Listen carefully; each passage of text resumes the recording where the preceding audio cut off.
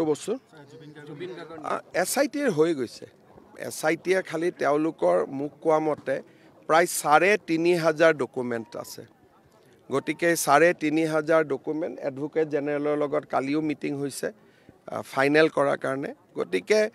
18 তাৰিখ last date 6 পৰা 12 তাৰিখৰ ভিতৰত তেওঁলোকে দি দিব কাৰণ আমাক 18 তাৰিখৰ আগত আমি দিবই লাগিব কাৰণ নহলে জেলত থকা মানুহকেজনে জামিন পাই যাব সেইকাৰণে 18 তাৰিখৰ আগত আমি দিয়াটো আইনৰ মতে আমি বাধ্য কিন্তু মই তেওঁলোকক কৈছো 18 লৈকে ৰখি থাকিব নালাগে কেইদিনমান আগতে দি দিয়ক কিন্তু তেওঁলোকে মোক কৈছে যে প্ৰায় ৩,৫০০ ডকুমেণ্টছ আছে সেইবিলাক সেট বনাব লাগিব জেৰক্স কৰিব লাগিব প্ৰতিখন ডকুমেণ্টতে সহি হ'ব লাগিব গতিকে এই গুটেই কামবোৰ কৰি মই ভাবো তেওঁলোকে আজি আমাৰ কেই তাৰিখ হ'ল 5 তাৰিখ গতিকে অহা কালিৰ পিছত আৰু 12 তাৰিখৰ আগত এই সপ্তাহত যেনে তেনে চাৰ্জশিট দিবই